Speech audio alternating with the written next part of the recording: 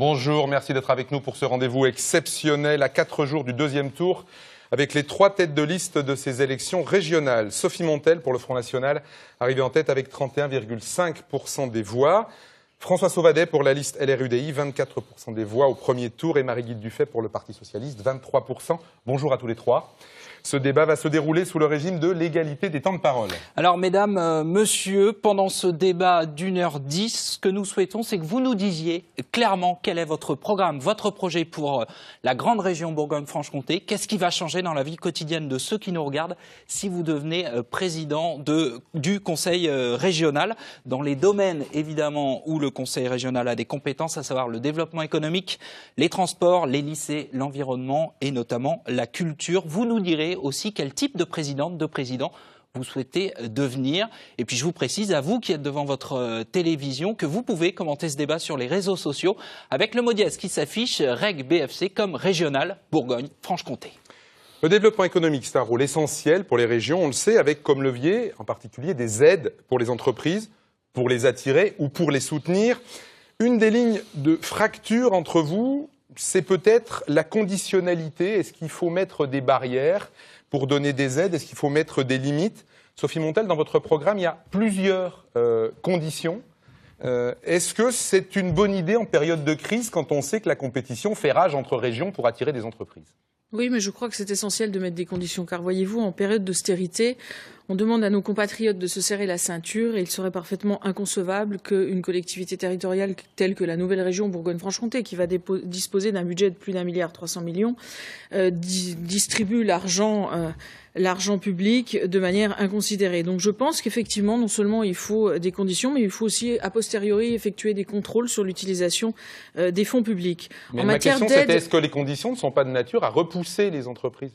Non, pas du tout. Non. Je pense d'ailleurs, vous savez, on a tendance à considérer, et je pense que c'est une erreur, que les chefs d'entreprise, bon, certes, il y a des spécialistes de la chasse aux primes, il y a le clientélisme aussi, qui est un facteur très désagréable qui s'est développé dans les collectivités territoriales. Mais vous savez, je crois que la plupart des chefs d'entreprise, en réalité, ce qu'ils cherchent, c'est pas de faire de l'assistanat ou d'aller taper à la porte des collectivités territoriales pour obtenir des subventions. Non, les chefs d'entreprise. Dans le détail, Sophie Montel, oui. Quels critères pour ces aides aux entreprises? Mais je crois très, très sincèrement que les entreprises qui délocalisent ou qui ont recours aux travailleurs détachés doivent être pénalisées. Moi, ce que j'ai proposé dans mon programme pour soutenir nos entreprises locales et pour développer l'emploi local, ou en tout cas le maintenir, c'est effectivement dans les marchés publics régionaux d'instaurer des clauses environnementales, sociales et de cohésion territoriale. Et on pourra même mettre, d'ailleurs, parce qu'il y a eu une décision de justice qui a été rendue très récemment et qui va faire jurisprudence, les salaires minimums. Ce qui permettra justement de contourner cette utilisation complètement abusive de la directive des travailleurs détachés. Marie-Guilde Dufay, un certain nombre de gens qui ont appelé à voter pour vous dimanche soir demandaient beaucoup de conditionnalité. Je pense par exemple au Front de gauche. Est-ce que c'est quelque chose que vous avez aussi dans votre programme ou est-ce que vous pensez que c'est de nature à compliquer le travail avec les entreprises? Non, je pense qu'il y a des engagements réciproques à prendre. Il nous appartient à nous, collectivités, d'être les plus réactifs possibles pour intervenir auprès de l'entreprise qui a besoin d'être accompagnée à un moment décisif de son développement, moment décisif qui est susceptible de déboucher sur de la création d'emplois. Donc il faut être là, il faut être réactif. Mais en même temps, c'est un engagement réciproque. Et moi, je suis très, très adepte de ce que nous appelons la responsabilité sociale de l'entreprise. Nous avons d'ailleurs mis en place des mesures pour stimuler cette responsabilité sociale dans les entreprises. Ça veut dire faire en sorte que le dialogue social, notamment, soit au rendez-vous. Et nous avons déjà tout un système d'aides qui sont liées à ce respect de la responsabilité sociale des entreprises. Mais vous savez, en même temps, derrière la responsabilité sociale, et notamment ce très bon dialogue social, c'est un vrai levier de compétitivité. Donc l'entreprise qui cherche à être compétitive, l'entreprise, elle innove, elle exporte, mais elle investit très fortement sur la compétence. On a bien compris sur la création, les moments difficiles pour les entreprises, où là, il faut que la collectivité soit là. Mais comment vous contrôlez après ce critère de responsabilité sociale? Nous avons mis en place un travail avec l'ensemble des partenaires sociaux à travers un organisme qui s'appelle FACT. C'est un organisme qui travaille sur les conditions de travail et qui réunit à la fois des représentants du patronat et puis des organisations de salariés. Et nous faisons en sorte qu'il y ait un bilan, évaluation régulier du devenir des financements que nous avons mis en place. François Sauvadet, à vous. Comment aider les entreprises et selon quels critères? En rajoutant y a-t-il des conditionnalités dans votre programme? D'abord un constat. On est une région qui a, dans ces périodes de crise et de mutation profonde qu'on traverse, qui a fait moins bien que les autres régions. Vous regarderez les chiffres, nous sommes actuellement une région qui est en récession. Et donc effectivement, on ne peut pas continuer comme ça. Moi j'ai proposé d'abord une chose, c'est de simplifier tous les dispositifs. Il faut d'abord sauvegarder l'emploi existant. C'est les entreprises du bâtiment, les entreprises des travaux publics souffrent en ce moment. Et elles l'ont exprimé, je les ai rencontrées souvent. Pardon, François Sauvadet, je me permets de vous couper, la question c'était, à laquelle ont répondu Sophie Montel, c'était des conditions ou pas. Donc, mettez-vous. Je dis, je veux simplifier tous les dispositifs en clair. Toutes les normes qui ont été imposées et contraintes dans l'accès au marché public ou sur l'accès à un certain nombre d'aides seront supprimées. Celles de Bourgogne-Franche-Comté. Moi, je pense qu'on a déjà assez de normes et de contraintes qui ont été imposées. Donc pas de conditions. Pas de conditions dans les temps actuels. D'ailleurs, je m'en suis entretenu même avec les entreprises du bâtiment, pour lesquelles je leur ai dit que dans l'accès au marché public, parce que c'est de ça dont vous parlez, je ne souhaitais même pas mettre de conditions aujourd'hui sur l'apprentissage. Non, pas seulement, c'est aussi des subventions pour qu'une entreprise s'installe, par exemple. Non, mais je vous parle d'abord de ce sujet de l'accès au marché public, de la simplification et de l'accès. Deuxièmement, les dispositifs. J'ai regardé, nous avons en Bourgogne-Franche-Comté 47 dispositifs. C'est beaucoup trop compliqué.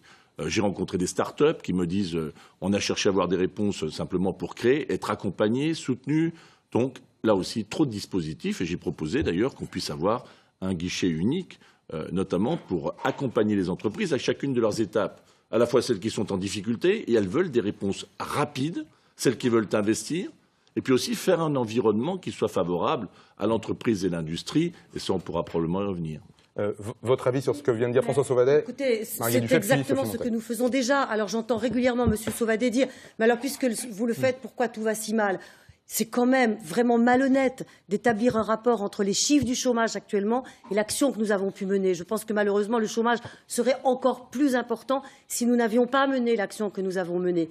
Mais tout ce que propose M. Sauvadet, le portail, les fonds, nous les avons déjà mis en place. Voilà ma réaction.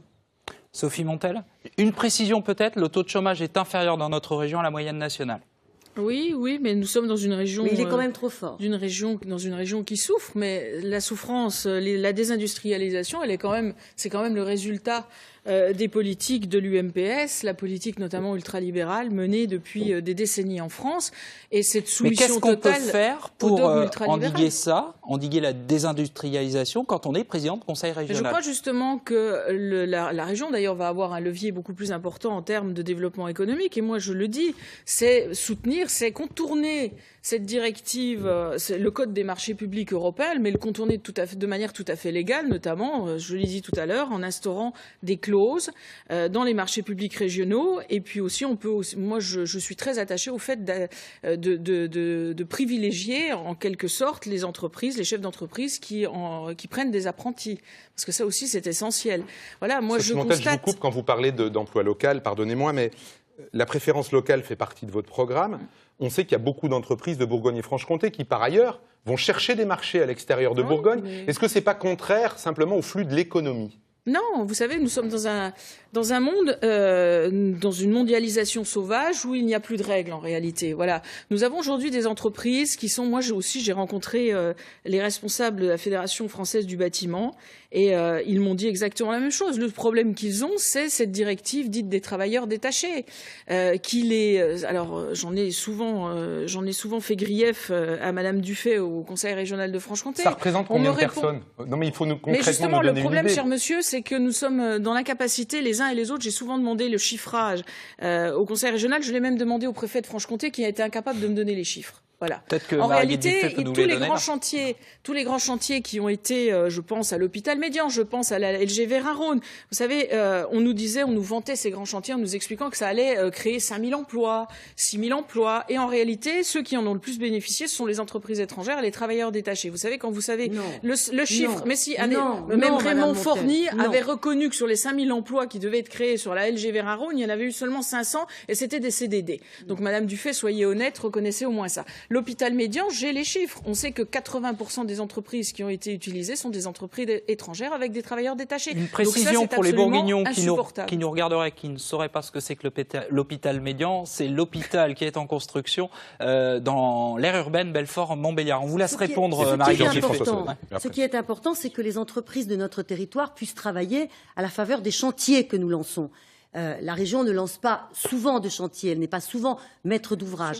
Mais quand elle l'a été, par exemple en Franche-Comté, sur la Cité des Arts, sur Thémis Sciences, nous avons fait en sorte, par des conditions techniques particulières que nous avons négociées avec les chefs d'entreprise, nous avons fait en sorte que les entreprises locales puissent bénéficier, notamment en faisant ce qu'on appelle de l'allotissement, faisant en sorte qu'on ait des petits lots pour que des entreprises puissent être candidates. Si les lots sont trop importants, on est obligé d'aller chercher des entreprises extérieures.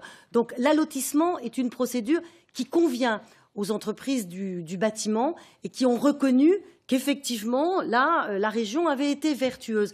Il faut faire en sorte que nos régions bénéficient effectivement des chantiers que nous lançons. Et Madame Dufay, même l'allotissement n'est pas un moyen efficace d'empêcher le recours aux travailleurs détachés. Vous le savez très bien. Mais ça, c'est votre obsession, le travailleur détaché. Écoutez, vous les avez même utilisés, vous les avez utilisés dans la cour du conseil régional pour faire les travaux de maçonnerie. Vous savez très bien que vous ne vérifiez pas. Le problème, c'est que vous ne vérifiez pas. Dans la cour du conseil régional, les travaux, c'est une entreprise locale qui a bénéficié du marché. Et en fait, cette entreprise locale, elle a sous-traité, elle a co-traité avec une entreprise portugaise et ce sont des travailleurs détachés qui sont venus faire les travaux de maçonnerie dans la cour même du conseil régional. Tout ça n'est pas concret sur le développement économique de la région. Sophie Montel, c'était pourtant ce qu'on essayait de faire. Mais on est un petit peu dans le... un petit peu pointu. François Sauvadet, on vous redonne la parole. Ah, je vous remercie. Non, simplement, quand j'entends Madame Dufay, chaque fois qu'on lui fait des propositions, elle me dit, mais on a déjà mis ça en place, tout va bien... Je ne dis pas que tout va bien, mais je dis que ce que vous proposez, ce qu'elle nous propose, c'est de continuer. Place. Je vous répète, vous parliez du taux de chômage. Moi, j'observe une chose, c'est que la situation est en train de se dégrader en Bourgogne-Franche-Comté. Et j'observe une deuxième chose, c'est que nous avons par ailleurs des talents, des compétences, des pôles de compétitivité. J'étais, il n'y a pas longtemps, à l'UTBM, l'université de Montbéliard-Belfort. J'ai rencontré tous les grands dirigeants de groupe de General Electric, et on voit bien ce qu'il y a à faire. D'abord, il faut investir. Quand j'entends Madame Dufay dire on n'a pas d'investissement à faire, franchement, une région qui n'investit pas dans son avenir, une région qui n'investit pas dans son avenir, c'est une région qui est en dépression, et c'est le cas aujourd'hui.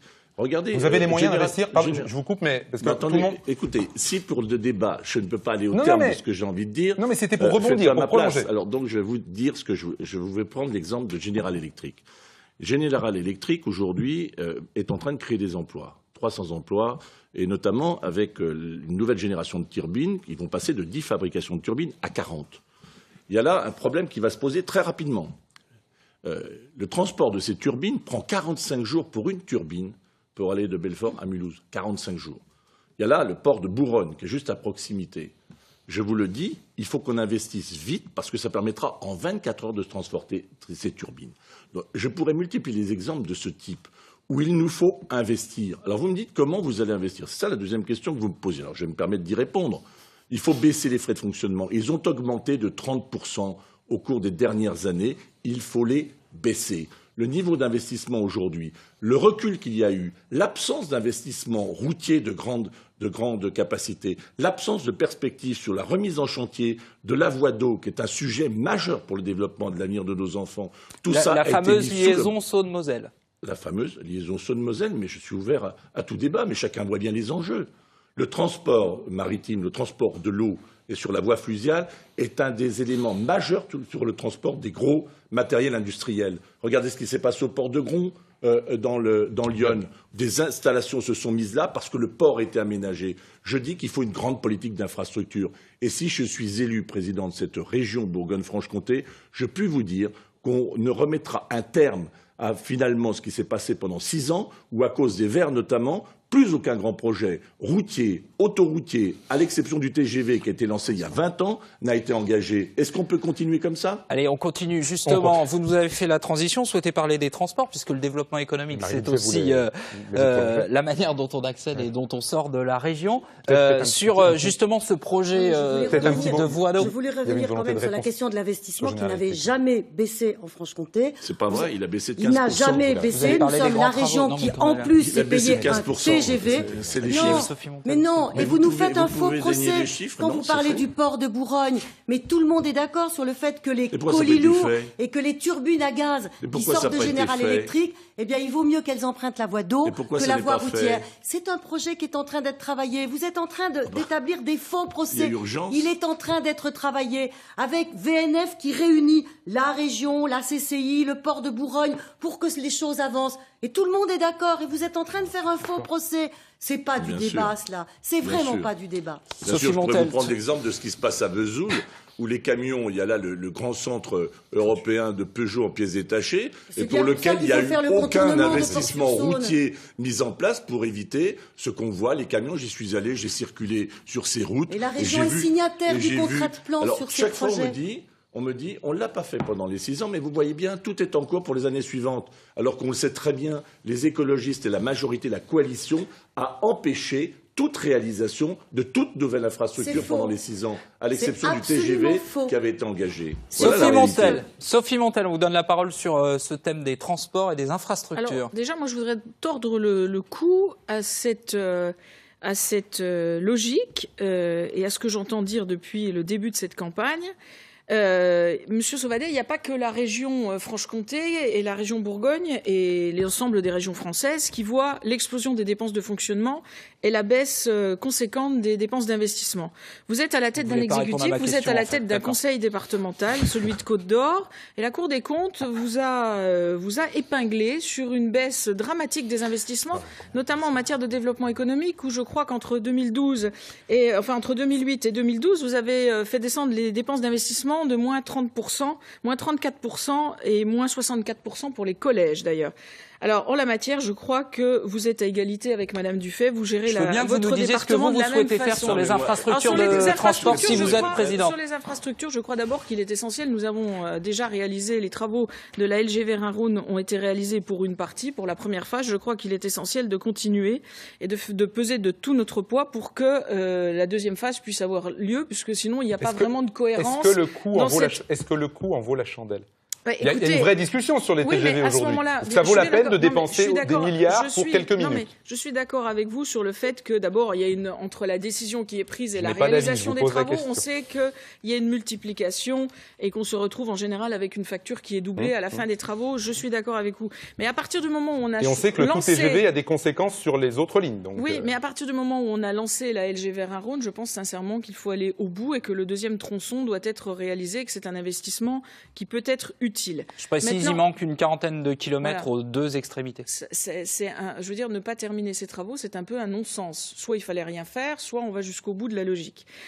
Ensuite, sur les transports, je crois que la région, comme vous le savez, a compétence. Moi, l'intervention de la région sur les routes, je veux bien, mais encore faut-il ne pas être et sur les routes et sur le ferroviaire, parce qu'au bout d'un moment, il faut quand même se poser. Nous sommes dans une période de récession. Donc, faut choisir quoi, les routes ou le train? Je pense que voilà, la compétence première du Conseil régional sont les transports et c'est le transport ferroviaire. Les routes, surtout avec la loi NOTRe, c'est pas forcément la compétence essentielle du Conseil régional. On peut éventuellement, certes, par exemple, la RN 19, c'est contractualisé, c'est dans le contrat de plan. Bien évidemment, la région financera. Sophie Montel, vous avez la parole. Je vous la laisse. Faut-il un aéroport régional? Et si oui, puisque vous faites le choix dans les capacités financières, est-ce qu'il y a la capacité pour rajouter un aéroport par là-dessus? Alors justement, la question de l'aéroport se pose parce que je crois que notre région a besoin du développement d'un aéroport d'affaires, notamment pour entretenir des relations plus intenses avec les investisseurs suisses. Le mot, je note, d'affaires. Oui, d'affaires. Et parce que, si vous voulez, alors moi, l'aéroport de Doltavo, je veux bien, on a comblé le trou sans arrêt, le déficit. Le problème qui se pose avec les aéroports régionaux, c'est qu'il faut qu'à un moment donné, ces aéroports aient le moins besoin possible du financement public. Parce que le but, il n'est pas de subventionner Ryanair pendant des années et des années pour pouvoir avoir des billets à 8 €. Moi, je veux bien. Vous savez, Ryanair, en plus, c'est une compagnie qui, au niveau du social, est pas terrible. On peut pas dire que les employés de Ryanair soient très bien payés et s'épanouissent dans cette compagnie. Mais c'est le premier transporteur européen. Oui, mais oui, mais je veux bien. Le low cost, c'est très bien. Voilà, ça permet à des gens d'aller Sophie se dorer. Clairement, si vous devenez présidente, qu'est-ce que vous faites au niveau des aéroports? Mais écoutez, moi, j'étudierai de plus près C'est pas vraiment une réponse, ça. Non, mais j'étudierai de plus près. Moi, je privilégie, je l'ai dit d'ailleurs, l'aéroport de Dijon parce que d'abord, il y a un nœud ferroviaire. Très Ce bien. qui n'est pas le cas à Dole. François Sauvadet. Avant la réponse François Sauvadet, juste un mot. Non, mais parce qu'on avait fait un sondage, juste qui permet de nous éclairer. Avant le premier tour des élections, Ipsos avait sondé les Bourguignons et les Franc-Comtois pour savoir si ils étaient favorables ou non à un financement de l'aéroport de Dole-Tavaux par la nouvelle région. Et à 61%, les gens, on voit le résultat pendant que je parle, étaient favorables au financement par la région, on va dire à la gestion maintenant, puisque ce serait un transfert par la nouvelle région Bourgogne-Franche-Comté. Je me retire, François Sauvadet. Bon, écoutez, d'abord, vous avez parlé des routes. Je pense qu'il faut qu'on continue d'investir dans le réseau routier. Et pour que la région continue d'investir, j'ai commencé à travailler avec les départements. C'est une nouvelle méthode de travail que je souhaite instaurer avec les 6 présidents pour l'instant de la droite et du centre de conseils départementaux pour déterminer dans le cadre d'un schéma, d'ailleurs ce sera un des chantiers que nous aurons à conduire. Vous ne travaillez pas avec les deux autres donc? Mais les deux viendront quand je serai élu. Évidemment, je comprends qu'aujourd'hui... Non, mais aujourd'hui, vous êtes président de département. Non, mais moi, j'ai pris l'initiative. Je ne suis pas simplement président de département. Il ne vous a pas échappé que j'étais candidat à la présidence de la région de Bourgogne-Franche-Comté. Mais vous n'avez donc pas... Donc, je vous dis, j'ai réuni les présidents de conseils départementaux de la droite et du centre, puisque je suis le tête de liste, ça ne vous a pas échappé. Et donc, je les ai réunis et j'ai convenu avec eux que nous aurions un schéma régional d'intervention sur des routes d'intérêt stratégique. Parce qu'aujourd'hui, il y a des manquements lourds et donc je souhaite qu'on continue d'investir. Je m'adresse là aussi directement aux salariés des entreprises de travaux publics qui attendent de nous qu'on ne renonce pas à investir et à améliorer notre réseau routier. J'ai entendu le message. Quel aéroport ? L'aéroport, ma position, elle est extrêmement claire. D'abord, l'aéroport de Dijon, permettez-moi de vous dire, François Rebsamen, qui n'est pas à une confusion près, voulait d'un aéroport mais pas d'avion. Au point que d'ailleurs la base aérienne 102 est partie. Deuxième sujet, voulons-nous, oui ou non, un aéroport à vocation interrégionale en Bourgogne-Franche-Comté? Ma réponse est oui. Elle n'a pas changé depuis le début. Je pense que le débat autour des low cost, c'est-à-dire, alors je m'étonne que des socialistes critiquent le low cost, qui était la démocratisation de l'avion. Mais fermons la parenthèse. En tout cas, je souhaite qu'il y ait cet aéroport parce que si on veut renforcer l'attractivité de la région, et moi j'ai regardé aussi ce qui se passe dans notre environnement, la région n'est pas perçue comme étant attractive. Vous avez vu les derniers sondages comme moi, lorsqu'ils ont été posés à des entrepreneurs français et internationaux. L'aéroport de Dole, c'est surtout des gens qui partent en vacances. Je vous donne ma position. Après, vous pouvez avoir la vôtre, vous me l'exprimerez peut-être. Mais pour l'instant, je vous donne la mienne. Je souhaite un aéroport interrégional. Et pour moi, un avion, c'est moderne. Alors, je vais vous le dire, un avion, ça emmène des gens à l'extérieur, mais il faut aussi imaginer que ça les ramène. Donc, je souhaite le développement de cet aéroport. J'ai vu Clément Pernaut, la charge de cet aéroport. Le président du département du Jura, ne restera pas à la charge exclusive du Jura. Je vais même vous dire plus. Elle est de combien par an, pardonnez? 3 millions. 3 millions. Et la région peut assumer cette charge? Je l'assumerai. D'accord. Voilà, les choses sont claires. Attendez, et je voudrais faire de cet aéroport... Rapidement, en plus, qu'on fasse circuler la parole, s'il vous plaît. Je voudrais faire de cet aéroport un pôle multimodal. Notamment, on voit l'émergence aussi des low price, c'est-à-dire des bus qui circulent maintenant de grandes destinations. Je pense que la situation géographique de Dole, à portée de main de l'Est, à portée de main de la frontière suisse, à portée de main des grands pôles, a vocation, Dole, Tavaux, de devenir un grand pôle multimodal régional et à vocation nationale. On vous le dit, vous êtes très en retard dans le temps de parole. Alors moi, je n'assumerai pas 3 millions sur l'aéroport de Dole-Tavaux. Pour moi, c'est clair. Il nous faut absolument trouver un modèle économique dans lequel la région peut-être puisse accompagner effectivement les investissements, mais à condition qu'il y ait un vrai modèle économique. C'est quoi le vrai modèle économique? Je pense que cela passe par le fait qu'il n'y ait pas uniquement une fonction d'aviation de loisirs, qu'il faut en plus que cette fonction d'aviation de loisirs, eh bien, elle n'est pas que du low cost qui aille vers le sud, mais peut-être du low cost qui vienne du nord, pour que les touristes qui viennent du nord s'arrêtent chez nous, dépensent leur argent, visitent notre région. Ça, c'est une façon d'être attractif. Et puis, il faut mêler à l'aviation de loisirs, de l'aviation d'affaires, de l'aviation commerciale, de l'aviation sanitaire. Et je pense que Dole, Tavaux, Longueville Tout ça doit travailler ensemble. Est-ce que de votre point de vue, c'est la bonne localisation et est-ce que de votre point de vue aussi, une grande région doit avoir un aéroport ?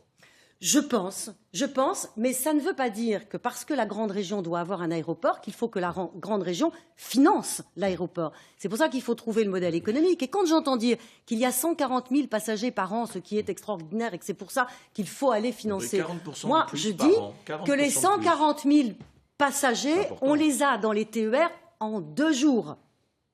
Donc, regardez l'équilibre. D'abord, moi, avant d'aller investir sur un aéroport, je veux investir sur les TER. Marie-Guy Dufay, dans votre programme, vous préconisez un modèle économique viable pour les aéroports de Dole et de Dijon. Oui, qu'est-ce qu'on fait à Dijon ? Qu'ils travaillent ensemble, Dole, Tavaux et Longwy, et qu'il y ait un modèle unique et qu'en mixant les différentes fonctions... On envoie certains avions à Dijon, certains avions à Dole ? Oui, il y a différentes fonctions. Et pour autant, Marie-Guy Dufay, Dijon qui n'a pas fait le choix du low-cost est mort. Au moment. Et c'est parce que Dole a fait le choix du low-cost que Dole s'est développé. Mais c'est pour ça que tout ne passe pas par le low-cost. Mais sans low-cost, pas d'exploitation. Il n'y a pas d'aéroport. Mais je pense qu'aujourd'hui, le low-cost amène des touristes franc-comtois à l'extérieur, ne ramène pas de gains pour la région, et donc il faut trouver une autre catégorie de low-cost, et il faut surtout trouver des fonctions qui permettent un équilibre économique pour l'aéroport. Nous n'avons pas la capacité d'investir 3 millions par an sur un aéroport. Moi, je dis simplement que c'est une vision archaïque, parce que pour qu'un avion atterrisse, c'est-à-dire qu'il amène des gens de l'extérieur, il faut aussi qu'il puisse décoller. Et on sait très bien que si on supprime le low-cost sur l'aéroport, il n'y a plus d'aéroport. Je parle de low-cost qui viennent du Nord. C'est extrêmement simple. Mesdames, messieurs, on enchaîne thème suivant avec Lilian, s'il vous plaît. Thème suivant, autre compétence importante de la région, les lycées. Avec là aussi peut-être, même si on ne l'a pas vraiment entendu dans cette campagne, des lignes de fracture qui peuvent s'observer, peut-être avec le Front National, vous allez nous le dire, Sophie Montel. Dans les lycées, il y a les cantines, il y a les internats. Est-ce que vous souhaitez, si vous êtes présidente de la région, y appliquer le programme du Front National, pas de monnaie de substitution par exemple, voire même une préférence nationale dans les internats ? Non, ce que j'ai dit et ce qui est le programme du Front National pour cette campagne en Bourgogne-Franche-Comté, très clairement, c'est que d'abord, dans nos cantines scolaires de lycées et d'établissements publics régionaux, nous mettrons en place des menus, nous mettrons en place ce que nous appelons le manger français, c'est-à-dire que nous allons privilégier nos agriculteurs locaux, ce qui développera aussi les circuits courts et évitera de polluer en faisant venir des produits de plus loin, d'Allemagne notamment.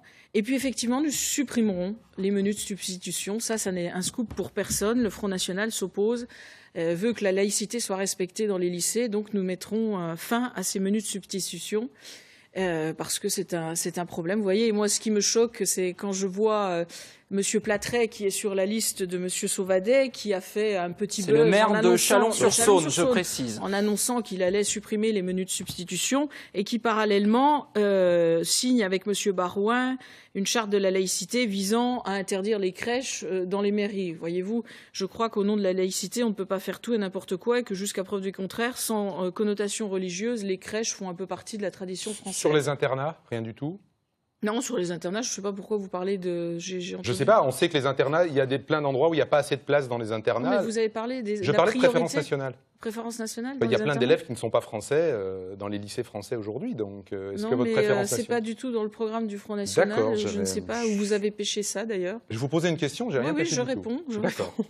François Sauvadet, sur les lycées. Vous voyez bien le risque qu'il y aurait à avoir une présidente de région du Front National. Non, en fait, d'abord, le problème ne se pose pas des menus de substitution, parce que dans nos lycées, il y a des self-service, donc chacun va prendre son plat, et donc c'est très bien comme ça, c'est pas la peine de se créer des problèmes. Là où il n'y en a pas, on en a déjà suffisamment d'autres. On a déjà suffisamment d'autres à régler. Donc ça veut dire clairement que vous n'êtes pas sur la ligne de M. Platret. Je vous dis que c'est pas une question de ligne. Je vous dis que le problème ne se pose pas dans les lycées. Bah si, c'est un peu quand même une ligne idéologique. Si vous voulez demander à M. Platret sa position, vous lui demanderez. Pour moi, le problème ne se pose pas dans les lycées, donc je ne vais pas le poser dans les lycées. La réponse, elle est claire.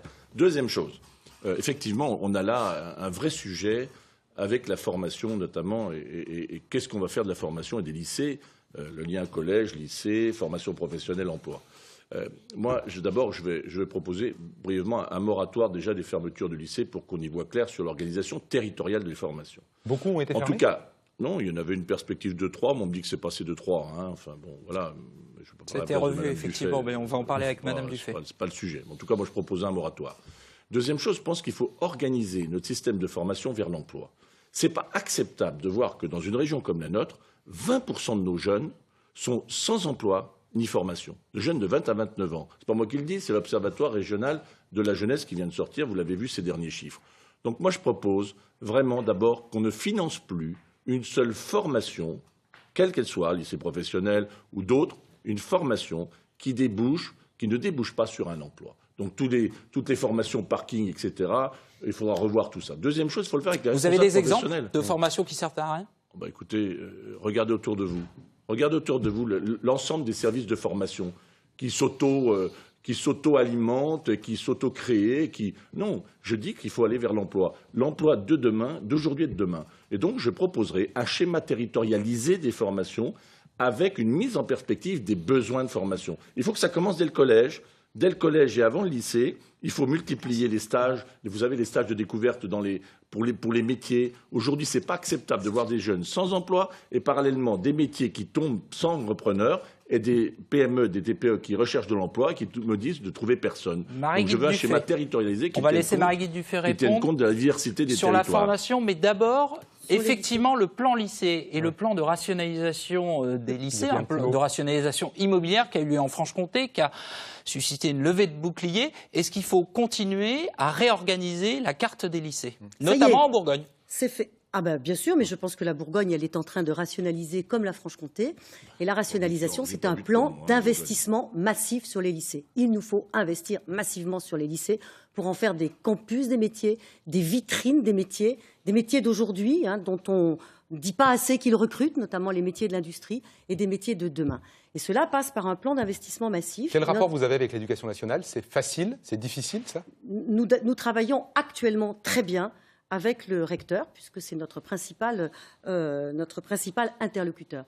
Donc, il faut regarder comment nous pouvons le mieux possible investir. Et nous avons été amenés à mettre des hypothèses de fermeture sur 3 lycées. Finalement, c'est devenu un seul lycée, le lycée professionnel. Parce qu'il y a eu beaucoup de mobilisations et beaucoup de manifestations. Non, mais parce que nous avions un principe, c'est de ne pas toucher à la carte des formations. Et la rationalisation, elle était bâtimentaire. On ne touche pas à la formation. Donc, maintenant que nous avons établi notre diagnostic et notre plan d'investissement massif, nous avons toutes les cartes en main pour investir massivement et faire des lycées, des vrais campus des métiers. Deuxièmement, ce que nous voulons, c'est aussi une tarification dans les lycées, une tarification en fonction des revenus pour les cantines, pour les internats, faire en sorte que en fonction une progressivité, c'est ça? Une progressivité, une tarification sociale, et que ceux qui ont très peu de moyens, effectivement, payent très peu pour l'accès à la cantine, pour l'accès à l'hébergement. Et puis troisièmement, vous avez raison d'évoquer la question de ceux qui sortent des lycées sans formation. C'est ce qu'on appelle les décrocheurs. Et là, il nous faut multiplier l'invention, l'inventivité, trouver des pédagogies pour rattraper ces jeunes. Et c'est une des responsabilités de la région quand nous investissons sur les écoles de la deuxième chance, sur les écoles de la production, sur les maisons vous savez ce qu'on va vous dire. rurales. Vous êtes aux affaires depuis plusieurs années. Pourquoi tout ça, vous le découvrez maintenant en quelque sorte? Mais je ne le découvre pas du tout. J'investis sur les écoles de la deuxième chance, sur les écoles de la production. Mais sur la carte des formations professionnelles, par exemple. La carte des vous ne découvrez pas aujourd'hui que l'industrie recrute, surtout en Franche-Comté? Non, pas du tout. Et je vois qu'il y a un vrai problème de représentation des métiers, que les parents et que les professeurs ne croient pas assez dans l'avenir qu'il y a dans les métiers de l'industrie. C'est pour ça que nous avons procédé à une mobilisation massive des branches professionnelles, du rectorat, de la région, pour véritablement organiser une communication énorme. En ce moment, il y a des films qui sont diffusés dans les réseaux, dans les salles de cinéma, avec des jeunes qui témoignent qu'ils sont dans l'industrie et qu'ils y sont heureux. Il faut mobiliser, je ne l'ai pas découvert.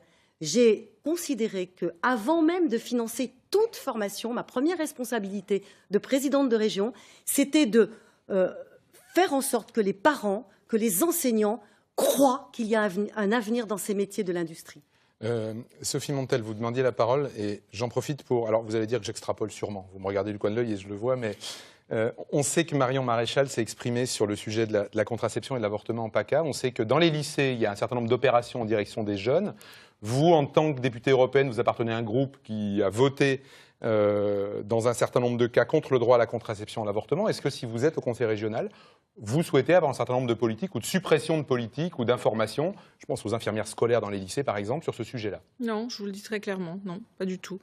Moi, je suis sur la ligne Front National, celle de Marine Le Pen, et Marion a ses appréciations en PACA, mais ce ne sont pas les miennes. Moi, je suis mais vous avez voté au Parlement européen. Oui, mais c'était le débat est court, si vous voulez. Si je dois vous expliquer pourquoi nous avons voté contre les amendements, notamment de nombreux amendements qui ont été déposés et qui ça frôlait. Vous avez voté contre un texte qui préconisait, je cite, un accès aisé à la contraception et à l'avortement, Madame Montel. Oui, mais parce que ce texte était hallucinant. Les amendements qui étaient présentés, qui ont modifié le texte, étaient totalement hallucinants. Voilà. Donc moi, ce que je voudrais revenir sur ce qu'a dit Madame Dufay sur la formation professionnelle et sur l'apprentissage. On sait, Madame Dufay et Monsieur Sauvadet, que en réalité, depuis des années et des années, les gouvernements UMP et socialistes, d'ailleurs, n'ont rien fait pour relancer, pour orienter une formation professionnelle vers une adéquation entre les offres de formation et la réalité et les besoins des entreprises. On sait aussi, Madame Dufay, vous le savez pertinemment, que l'apprentissage a été totalement dévalorisé. Ce qu'on appelle l'intelligence de la main est considéré actuellement, vous savez, ces filières d'apprentissage sont considérées un peu comme le rebut des filières générales de l'éducation nationale. Et tout ça, c'est quand même la responsabilité des gouvernements qui se sont succédés. Moi, très clairement, en matière de formation professionnelle, je considère que la formation professionnelle ne doit pas servir à à sortir les gens des statistiques du chômage. Je considère que la politique menée dans un conseil régional doit tout faire pour que les formations coïncident avec ces offres d'emploi. J'ai demandé à plusieurs reprises au conseil régional, à Madame Dufay, quand nous siégions au conseil régional de Franche-Comté, qu'on puisse faire intervenir davantage les professionnels, mais pas uniquement. Effectivement, les collèges ne dépendent pas du conseil régional, on est bien d'accord, mais je pense que ça doit être fait très tôt et il faut inciter les départements à faire ça. On peut lancer des partenariats d'ailleurs, et dans les lycées, pour que les enfants soient mis en contact le plus tôt possible. Nous allons avoir la compétence de l'orientation, donc je pense qu'il est essentiel de leur montrer ce que sont les métiers de l'artisanat. On a compris votre message notamment. sur ce point. Sophie Montel, je vous propose de passer à l'agriculture et à l'environnement. Moi, je ne suis pas d'accord avec Madame Dufay lorsqu'elle veut faire un prix différencié pour les cantines. Je crois que l'accès à un service de cantine, il doit être accessible à tous. Veiller à ce que les plus fragiles puissent, bien sûr, manger à la cantine, mais en même temps, moi, j'en ai assez de voir toujours les classes moyennes être taxées.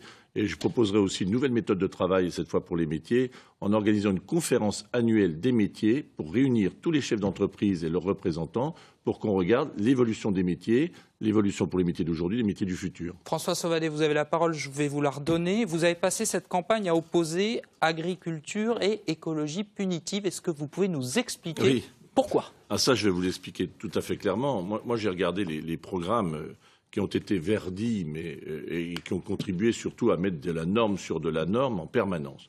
Je crois qu'on a un vrai défi devant nous pour l'agriculture. Le premier, c'est d'abord d'organiser mieux les marchés, de mieux les valoriser et d'organiser des circuits locaux, notamment on parlait des cantines à l'instant, on sert 60 millions de repas en Bourgogne-Franche-Comté. On voit bien là qu'il y a un espace de valorisation des productions agricoles. C'est possible. J'étais à Lons-le-Saunier l'autre jour, on sert 1 million de repas. 30% des repas produits à Lons-le-Saunier sont aujourd'hui sur la base de l'agriculture biologique. Mais c'est quoi l'écologie punitive ? L'écologie punitive, c'est les contraintes et les normes qu'on a imposées qui sont excessives sur l'agriculture qui n'en peut plus. Moi, j'ai proposé un autre chemin. Premièrement, il faut qu'on se préoccupe d'urgence des zones d'élevage allaitantes. Aujourd'hui, vous êtes dans une Bourgogne-Franche-Comté où un large secteur du territoire est menacé, je vous dis bien, 30% des exploitations allaitantes, c'est-à-dire ceux qui font de l'engraissement. Quelle est votre compétence régionale là-dessus ? Mais il ne vous a pas échappé que la région allait gérer le FEADER notamment.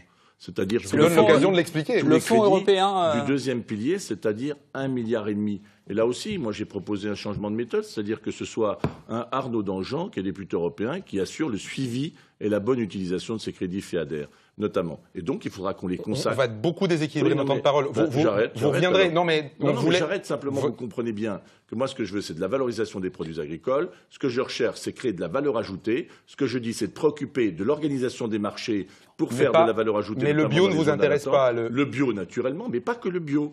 C'est pour ça que on peut pas supprimer les normes et mettre du bio. C'est deux choses différentes. Le bio, c'est un des aspects du marché, mais il y a aussi ce que j'appelle la production durable. Et moi, je sais faire coïncider une économie de production, et je ne suis pas d'accord avec une économie de la décroissance qui viserait à moins produire au nom exclusif de la protection. On vous donnera plus la parole. Après, Marie-Lise Dufay. Oui, votre question c'est une réaction là-dessus, ce rapport entre... Je pense que nous avons la chance d'avoir une agriculture de très très grande qualité. Et il faut absolument pousser la valorisation locale, la transformation locale. Je pense qu'une partie des difficultés de l'agriculture vient de la liaison avec les prix, de la dépendance par rapport aux prix des marchés et des marchés mondiaux. Et plus on s'échappe de ces marchés mondiaux et qu'on est sur un marché local et que l'on peut transformer localement, plus on crée de la valeur. Et le rôle de la région, il est de pousser à cette création de valeur locale. Et je pense en même temps que nous avons à structurer une filière bio. Alors justement, c'était un des reproches que vous faisiez les Verts, notamment en Franche-Comté, pas assez d'aide au développement de l'agriculture bio.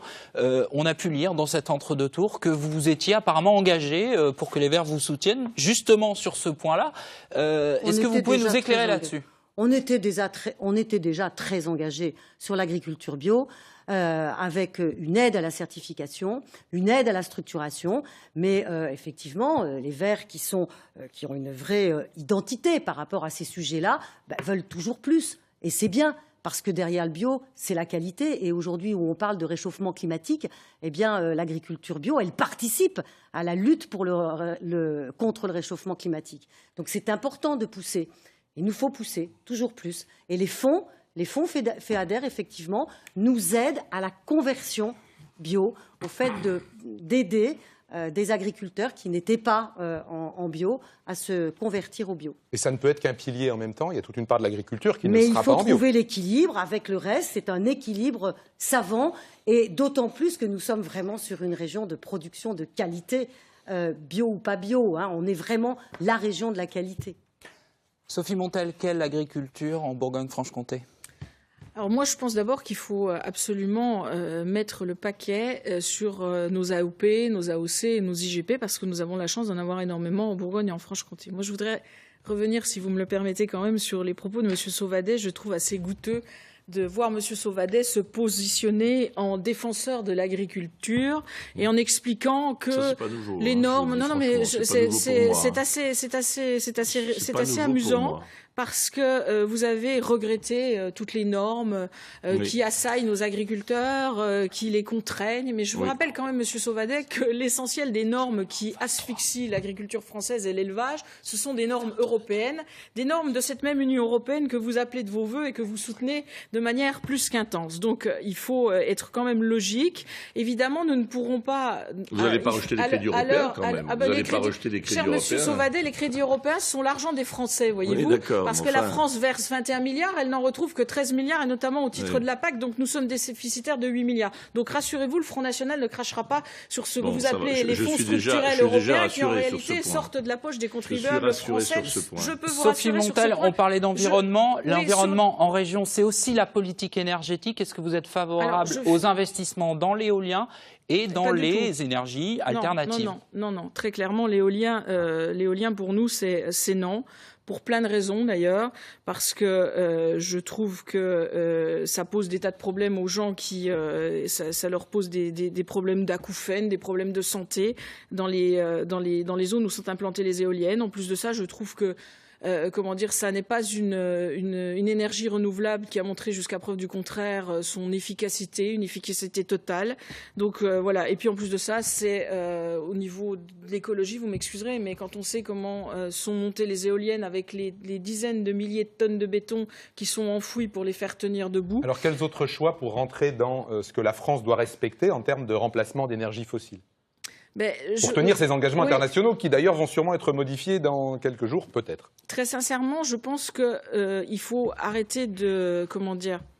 Il faut arrêter de se bercer de douces illusions. Nous n'arriverons pas à remplacer l'énergie fossile et notamment par l'éolien. Alors la région, ce qu'elle peut faire évidemment, c'est notamment dans les bâtiments qui sont les siens, c'est mettre en place des systèmes de chauffage notamment qui permettent notamment des économies d'énergie et donc des économies de coûts dans les lycées notamment. Remplacer les systèmes de chauffage. Voilà, ça ce sont des mesures qui doivent être prises par le Conseil régional. Plutôt faire des économies d'énergie plutôt que de changer de source d'énergie, si je vous entends bien. Oui. Vas-y. François Sauvadet, mais par on continue le tour de table. Isolation par des tas de mesures. La politique énergétique ? Politique énergétique. Éolien, oui ou non ? D'abord aussi pour l'éolien, j'ai été très clair depuis le début. Moi, je souhaite revoir le schéma régional d'implantation des éoliennes. Je trouve que là, on est en train de miter le territoire et on est en train d'abîmer un certain nombre de territoires, de paysages qui méritent d'être préservés. Donc, je souhaite que là, on revoie ce dispositif, notamment dans certains secteurs. Et j'ai entendu vraiment les voix qui s'élèvent avec force. Ça ne veut pas dire qu'il faut ne pas faire d'éolien. Il faut faire autrement alors. Bien sûr, il faut faire autrement. Il faut faire des zones éoliennes. Je reviens à ma COP21. Là où c'est accepté, donc je ne dis pas qu'il faut pas faire. Mais la plupart du temps, c'est jamais accepté, donc.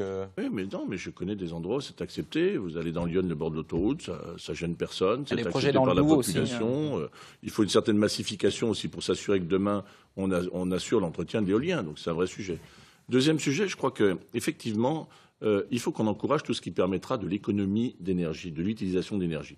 Moi, j'ai été vraiment très impressionné par l'excellence de l'UTBM, vous savez, Université de Montbéliard-Belfort, qui travaille notamment sur l'hydrogène, la pile à hydrogène, la pile à combustible. J'ai moi-même conduit la Mobipost qui était mise en place. Et donc, on a vu les photos sur les réseaux sociaux. Madame Dufay, tout ce que vous rejoindrez dans mon programme, bienvenue. Non, bienvenue. je l'avais conduite il y a 6 mois. Donc j'ai trouvé ça formidable et je suis allé la conduire peut-être juste après Madame Dufay. Je sais pas, j'ai pas vu, on m'a pas signalé. Au fait, François. Mais alors, non, je suis allé voir ça et donc je dis qu'il faut vraiment qu'on encourage la pile à combustible. En ce moment, l'Allemagne, c'est-à-dire pour baisser, et là nous avons plus d'effets. Mais c'est pas la Bourgogne-Franche-Comté qui va inventer la pile à combustible. Mais pourquoi dites-vous ça? Vous plaisantez avec l'économie je ne sais pas. L'économie d'énergie, je vous dis qu'il faut appuyer, et je serai aux côtés du TBM, qui d'ailleurs est en train de se faire reconnaître comme pôle d'excellence. Deuxième chose. Vous nous répondez. On donne la parole à Marie-Guy Dufay, qui est très en retard, François Sauvadet, parce que on vous pose une question éolien alternative et vous ne répondez pas. Pile à combustible. Vous avez répondu pile à combustible. Je souhaite des économies d'énergie. Donc je ne souhaite pas forcément qu'on implante des éoliennes partout. Il y a 2 choses à faire. D'une part, investir sur les énergies renouvelables, sur toutes les énergies renouvelables, parce que si on veut arriver au mix énergétique, si on veut arriver à relever le défi du réchauffement climatique, c'est sur toutes les énergies renouvelables qu'il faut miser, y compris sur l'éolien. Mais effectivement, il faut le faire dans des conditions de concertation avec les populations, avec les élus locaux. Il ne faut pas le faire n'importe comment. Et il faut aider ceux qui veulent investir sur les énergies renouvelables. Parce qu'aujourd'hui, ce sont beaucoup des investisseurs étrangers et du coup, les recettes qui viennent de ces investissements ne restent pas sur le territoire. Et donc, moi, ce que je propose dans mon programme, c'est que nous ayons une société d'investissement qui aide les collectivités, notamment, qui veulent investir sur le bois énergie, sur les éoliennes, sur l'hydroélectricité, pour que nous prenions à leur côté des risques. Deuxième chose, à côté du mix énergétique, il faut faire des économies d'énergie. Et je propose la création d'un service public de l'efficacité énergétique pour aider tous les ménages, pour aider les bailleurs sociaux à faire les travaux de façon massive pour réduire l'énergie. Il y a eu beaucoup de choses engagées là-dessus dans les départements. Et donc, comme nous avons déjà beaucoup engagé de choses, nous allons rebondir sur ce que nous avons engagé pour faire un service public. Excusez-moi, ça veut dire quoi? Un service public régional de l'efficacité énergétique. On s'adresse à tout le monde. Égal accès de tous à une aide qui soit du conseil, soit de l'information, soit une aide technique, soit une aide financière en fonction des revenus. Donc si j'ai un projet, je vais toquer à la porte du conseil régional. Et vous aurez de l'information, et vous aurez du conseil technique. Et selon vos revenus, peut-être que vous aurez trop de revenus pour avoir une aide de la région, mais on vous aidera à aller trouver un prêt intéressant au niveau d'une banque. Nous avons beaucoup travaillé sur cela, parce que les prêts à taux zéro pour faire des travaux dans les logements, les banques ne les délivrent pas suffisamment. Et nous pouvons apporter des garanties. On boucle un peu avec l'économie du début. On essaie d'avancer, même si c'est très difficile, parce que le Conseil régional fait beaucoup de choses, finalement, contrairement à ce que pensent certaines personnes. Un mot sur la culture. Ce n'est pas le gros budget de la région, mais on en parle beaucoup. à travers les festivals, à travers les associations, le soutien au spectacle et à la création. Bêtement, est-ce que la région a les moyens de faire, encore aujourd'hui, ce que faisaient les régions depuis 2004 ? On sait qu'en grande partie, les régions sont substituées au ministère de la Culture sur un certain nombre de choses. Est-ce qu'il faut choisir aujourd'hui entre les festivals, entre les pratiques, entre les spectacles nationaux ? Sophie Montel. Alors très concrètement, le Front National, lui, ne mettra pas en place, comme j'ai pu le lire dans le programme de Madame Dufay, un festival régional du journal intime. Ça ne fait pas partie de nos priorités, vous vous en doutez bien. Évidemment, le Conseil régional doit avoir un budget culture. Nous mettrons enfin, je l'ai toujours dit, nous sommes davantage favorables à ce que l'on appelle la sauvegarde et le développement des aides au patrimoine, parce que nous avons la chance dans notre région Bourgogne-Franche-Comté d'avoir un patrimoine d'exception. Donc il faut évidemment le valoriser et mettre en contact le plus souvent possible d'ailleurs les acteurs du tourisme avec les acteurs du patrimoine. Concernant ce que vous appelez, ce qu'on appelle l'art contemporain, puisque le budget culture, il est présenté sous deux rubriques. Vous avez développement, sauvegarde du patrimoine et vous avez art contemporain. Il est très clair pour nous qu'il doit y avoir que cet art contemporain. Moi, l'art contemporain, j'ai absolument rien contre. C'est pas le beau, le laid. Vous savez, c'est une question subjective. C'est une question de culture. C'est une question. Répondre à la question la relance que j'allais faire. C'est vrai. Ben oui. Mais vous voyez, je vais finir par lire dans vos pensées. Par contre, ce que je regrette, moi, c'est que à partir du moment où on est détenteur de la manne publique, on n'a pas le droit de faire tout et n'importe quoi. Moi, je considère que l'art contemporain doit être à la portée du public et doit être un art populaire. Je considère que jusqu'à présent, l'art contemporain, la politique de développement de l'art contemporain qui a été mise en place par les exécutifs, d'ailleurs de droite comme de gauche, au Conseil régional de Franche-Comté notamment, a été un art contemporain élitiste, un art contemporain qui était, imposé par une espèce de caste de bobos. Vous savez, ces gens qui vivent dans les galeries, qui eux-mêmes sélectionnent les œuvres. C'est un argument de campagne, Sophie Montel. Oui, ça. Vous êtes en train de cibler une population pour faire plaisir à un électorat. On peut l'interpréter comme ça. Non, pas du tout, écoutez, parce que les chiffres du FRAC, monsieur, Marine Le Pen en 2011 a dit la même chose. Le Front National à Reims en 2013 a dit la même chose. Je suis la candidate du Front National. Ça vous a pas échappé quand même. Donc, ce que je dis moi, c'est que le FRAC, évidemment, si demain je suis présidente, je ne fermerai pas le FRAC, mais je veillerai à ce que la programmation du FRAC soit une programmation qui attire le peuple, qui attire les gens. Parce en fonction de quels critères ? Pardonnez-moi, mais quels critères ? C'est vous qui décidez, une commission, c'est quoi ? Mais vous savez, monsieur, non, je vous pose la question. Non, mais le problème, c'est qu'il y a quand même un réel problème, un problème de fréquentation. Jusqu'à preuve du contraire, l'essentiel du public, d'abord, les chiffres sont en baisse constante pour le FRAC, et jusqu'à preuve du contraire, ceux qu'on envoie visiter le FRAC, ce sont les bus scolaires, ce sont des gamins. Ils n'ont pas le choix, on les envoie, vous allez visiter le FRAC 2 fois, 3 fois dans l'année. Donc vous gardez le budget, mais vous le réorientez. Vous gardez le budget, vous réorientez, voilà, parce qu'on ne va pas faire tout sur l'art contemporain. Quant à garder le budget, il faudra quand même regarder de très près le budget de fonctionnement, parce que si vous voulez 1 150 000 € tous les ans, il faudra quand même, je mettrai le nez dans ce budget. Et dans les festivals. La parole tourne. François Sauvadet, on sait que la culture, dans un contexte budgétaire contraint, souvent c'est la culture sur laquelle on réduit les budgets en premier. Qu'est-ce que vous faites si vous êtes demain président de la région ? Tout le budget culture, jeunesse, sport, actuellement représente 36 millions d'euros sur un budget d'1,3 milliard. Donc vous voyez le budget que ça représente, à peu près 36 millions. Donc je n'ai pas l'intention de remettre en cause le montant qui est consacré à la jeunesse, au sport, culture, et qui participe aussi de l'attractivité d'un territoire, s'y sentir bien. Je vous dis ça parce que, par exemple, au changement de majorité au conseil départemental du Jura, quand la droite est arrivée aux affaires l'an dernier, elle a arrêté d'un coup d'un seul le Festival des Arts de la Rue de Lons-le-Saunier, par exemple. Je ne suis pas candidat à Lons-le-Saunier pour l'instant. Non, mais justement, je vous pose la question. Donc vous maintenez les subventions aux différents festivals. Et je travaillerai naturellement avec les départements, parce qu'il ne vous a pas échappé une chose, c'est que si on veut être efficace, ce n'est pas la région qui va diriger d'en haut comme l'a fait Madame Dufay. Il faut qu'on soit proche des territoires. D'ailleurs, j'ai rencontré là aussi, je vous le disais, les départements sur ces questions, parce qu'évidemment qu'on va travailler ensemble. Ça, c'est une culture, ce n'est pas une compétence propre du Conseil régional futur. La culture, nous l'avons en partage avec les départements, avec les collectivités. Alors évidemment, il y a quelques grands festivals qui participent, les Européennes, Chalon dans la rue. Évidemment qu'on continuera de soutenir ces grands festivals. Mais moi, je souhaite aussi qu'on ait une culture pour tous. Et il y a des territoires qui sont abandonnés par la culture. Et donc, je souhaite vraiment qu'on travaille. Par exemple, j'ai travaillé avec Jean-Philippe Lefebvre, qui est un spécialiste reconnu au plan national et qui, si je suis élu, sera en charge de la culture. Et il avait eu l'idée, par exemple, de ces cafés culture.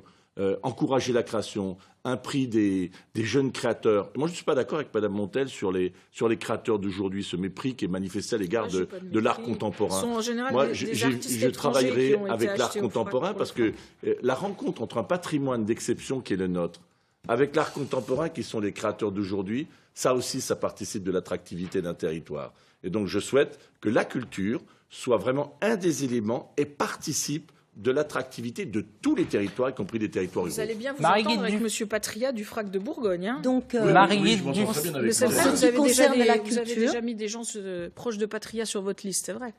Marie-Guide Dufay, la question, je rebondis sur ce qu'a dit Mme Montel. Est-ce que vous faites de la culture élitiste pour Bobo? Je considère que la culture est extrêmement importante et qu'elle arrive souvent comme une variable d'ajustement après qu'on ait traité des grandes compétences de la région. Et comme on est dans un contexte contraint, j'ai pris un engagement à l'occasion de ce scrutin, c'est de sanctuariser le budget de la culture aujourd'hui en Bourgogne-Franche-Comté.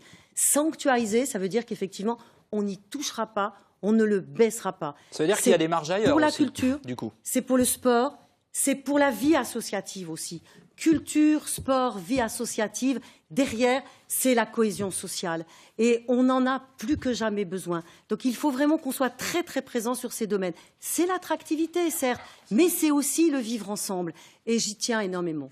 Et quelle culture élitiste ou culture pour tous? C'est une culture, il faut de tout. Je ne sais pas ce que ça veut dire, une culture élitiste. Moi, je demande en général aux acteurs culturels à la fois qu'ils soient dans la grande qualité par rapport à ce qu'ils nous produisent, et puis dans la conquête de nouveaux publics. Parce qu'il faut sans arrêt aller à la conquête des publics et faire en sorte que chacun s'approprie la culture. Elle n'est pas encore assez appropriée. Donc, dans les conventions que nous avons avec les acteurs, nous avons toujours ce double objectif, que la culture soit attractive pour le territoire, mais qu'en même temps, on conquiert de plus en plus de nouveaux publics. Et il faut sécuriser les compagnies, les festivals, tous les acteurs, et cela se passe par des conventions pluriannuelles. Allez, le débat avance, il nous reste une poignée de minutes. J'aimerais que vous nous disiez, parce que dans quelques jours, l'un d'entre vous ou l'une d'entre vous dirigera un nouvel ensemble à Bourgogne-Franche-Comté. On aimerait savoir comment vous comptez gérer cette région de manière équilibrée. Dijon a été désigné capitale régionale, chef-lieu de région provisoire. Imaginez-vous notamment des compensations pour Besançon. François Sauvadet. Écoutez, il y a de l'inquiétude, hein.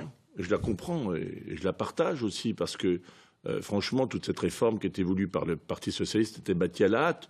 Madame Dufay a d'ailleurs précipité cette réforme sans même apporter aucune réponse. J'ai rencontré aussi les syndicats de Bourgogne et de Franche-Comté. Leurs inquiétudes, je les ai comprises et entendues. Donc effectivement, il va falloir qu'on s'organise. Moi, j'ai fait un certain nombre de propositions pour garantir aussi un statut à Besançon. Personne ne peut gagner à un sentiment de déclassement de l'une ou l'autre des anciennes ou des capitales régionales actuelles jusqu'au 1er janvier. Personne. Donc évidemment, concrètement, ça veut dire quoi, François Sauvadet ? Concrètement, ça veut dire que moi, j'organiserai le travail de la région entre Dijon et Besançon. Ça veut dire que, même s'il faut faire des travaux, j'organiserai des sessions de la région Bourgogne, à Franche-Comté, à Besançon. J'en organiserai à Dijon. Le Conseil régional se réunira alternativement à Dijon et à Besançon. Les commissions permanentes, l'organisation des services. Vous n'avez pas peur que ça coûte trop cher? Il paraît que ça devait donner des économies. Écoutez, ça ne générera pas d'économies, tout le monde le sait, dans un premier temps. La réforme a été présentée comme ça par le Parti socialiste. D'ailleurs, vous savez, je n'étais pas favorable à cette réforme, vous le savez, mais j'ai une responsabilité. Ça veut donc dire que si vous êtes président, vous ne faites pas voter, par exemple, à la première session, un changement de siège? On sera obligé de respecter la loi, ça ne vous a pas échappé. Et donc, évidemment, la région sera appelée à se prononcer sur son siège. Mais en même temps, l'organisation des travaux. J'ai fait des propositions fortes d'organisation de services, d'ailleurs pas forcément en symétrie avec ceux de l'État, mais j'ai dit qu'il fallait renforcer notamment notre démarche européenne, le pôle européen, pour ne pas laisser repartir des crédits européens. On va en gérer 1,5 milliard. J'ai proposé d'installer cette tête de réseau à Besançon, parce que ça a du sens. Besançon va jouer pleinement son rôle et je veux les assurer en tout cas d'une chose, c'est que je veillerai à l'équité. Il n'y aura pas de déclassement et c'est précisément un Dijonnais qui peut garantir, puisque c'est présenté comme ça par Mme Dufay et ses amis, qui peut garantir le bon équilibre avec Besançon. Moi, j'en prends l'engagement. Le bon équilibre Besançon-Dijon, je m'y suis engagée depuis plusieurs mois aux côtés du maire de Besançon. Et nous avons réussi à obtenir qu'au niveau des services de l'État, il y ait précisément un équilibre et qu'il y ait des directions à Dijon et des directions à Besançon, bien que la préfecture de région soit à Dijon. Pour les services de la région demain, eh bien, je ferai en sorte que cela soit pareil, qu'il y ait des directions à Dijon comme il y ait des directions à Besançon. Et cela voudra dire, pour les agents qui aujourd'hui effectivement se demandent comment demain ils vont travailler, cela veut dire que je renouvelle l'engagement que j'ai pris qu'il n'y ait aucune mobilité géographique forcée pour les agents de la région et que si un agent à Besançon appartient à une direction qui se retrouve à Dijon, eh bien, on mettra en place ce qu'on appelle des bureaux élargis, c'est-à-dire une façon de travailler pour qu'il reste à Besançon alors que sa direction est à Dijon. Les sessions du Conseil régional, il y a une possibilité de ne pas siéger dans le chef. Cela peut être alternatif. En tout cas, nos deux assemblées peuvent contenir... Est-ce que vous le souhaitez? Oui, je le souhaite, pour un souci d'équilibre. Sophie Montel. Écoutez, très clairement, le Front National et je crois aussi Debout la France ont été les deux seuls mouvements à être opposés à cette fusion. L'appel du pied depuis le départ. Non, Monsieur Sauvadet, parce que vous avez sur votre liste des gens qui ont été pour la fusion. J'ai voté contre cette fusion. Oui, mais Joyandet a voté pour la loi NOTRe. Alors voilà, vous n'êtes pas dans l'unité, c'est le moins qu'on puisse dire avec votre liste bricolée entre UDI et les Républicains. Moi, ce que je constate, c'est que effectivement, cette fusion va avoir un effet très négatif, puisqu'on a déjà vu, Besançon a perdu sa préfecture régionale, Besançon ne sera plus le siège du Conseil régional, puisque tout va être aspiré en quelque sorte par Dijon. Les choses négativement et quand on sort sur le négatif, Madame Montel, c'est comme ça qu'on crée la peur. Mais pas du tout, Madame Dufay, c'est la réalité. Vous vous êtes montré incapable avec le maire de Besançon de défendre les intérêts de la capitale régionale de Franche-Comté. C'est une réalité. Donc moi, ce que je souhaite, c'est négocier évidemment avec l'État et avec les services de l'État pour qu'un certain nombre de services déconcentrés restent à Besançon, mais pas uniquement à Besançon. Il faut aussi empêcher que les sous-préfectures disparaissent, parce que je l'ai dit, le risque de cette fusion, c'est de voir des territoires entiers totalement relégués, devenir des zones des oubliés. C'est des territoires qui ont déjà perdu leur service public. Si demain le département de Lyon, le département de la Nièvre, le département de la Haute-Saône, il faudra veiller à ce que ces départements, les projets portés par ces départements, soient pris en considération et soient traités de manière équitable. J'abonde ce que vous dites dans le même sondage que l'aéroport tout à l'heure, on avait aussi posé la question aux Bourguignons et aux Francs-Comtois, c'est l'Institut Ipsos qui l'avait fait, où doit être le Conseil régional? Et d'après ce sondage, la réponse était pour 49% des sondés à Dijon, pour 22% à Besançon et pour 29%, peu importe, ce qui finalement n'éclaire pas tant que ça le Sophie débat. Montel, vous n'avez pas dit les sessions du Conseil régional. C'est symbolique, on est d'accord, mais qu'est-ce que vous souhaitez faire? Moi, je considère que, effectivement, cette fusion des régions nous a été vendue par les socialistes en nous expliquant que ça allait être source d'économie. En réalité, ça ne sera pas source d'économie, pour plusieurs raisons d'ailleurs, parce que d'abord, on n'a pas réduit le nombre des élus, et on a même créé, un poste de président délégué risque d'être créé pour faire plaisir aux amis de M. Valls. En réalité, ce qui est intéressant, c'est effectivement de garder... On s'éloigne du siège des sessions du Conseil régional. Non, mais attendez, en réalité, le siège de Besançon doit être effectivement conservé. Et moi, je souhaite mettre en place un système de visioconférence. Voilà, parce que... Ah ben merci Madame Dufay, oui. Évident, on travaille déjà. Parce que ça ne fera pas une ligne de fracture politique alors au Conseil régional de Franche-Comté, on n'a jamais travaillé en visioconférence. On s'est même d'ailleurs jamais servi du système que vous aviez installé pour les votes secrets. Ça a coûté une certaine somme, mais ça n'a pas servi. Mais pas avec les élus. Je veux juste ajouter qu'il ne faudrait pas considérer que le débat de la région de Bourgogne-Franche-Comté, c'est juste le débat entre Dijon et Besançon. Tout à fait. Mais je pense que ça fait plus d'une heure qu'on débat d'autres choses et des compétences et du fond. Ce point-là, nous avons actuellement 23 villes qui font plus de 10 000 habitants. Nous avons 83 villes qui font plus de 5 000 habitants.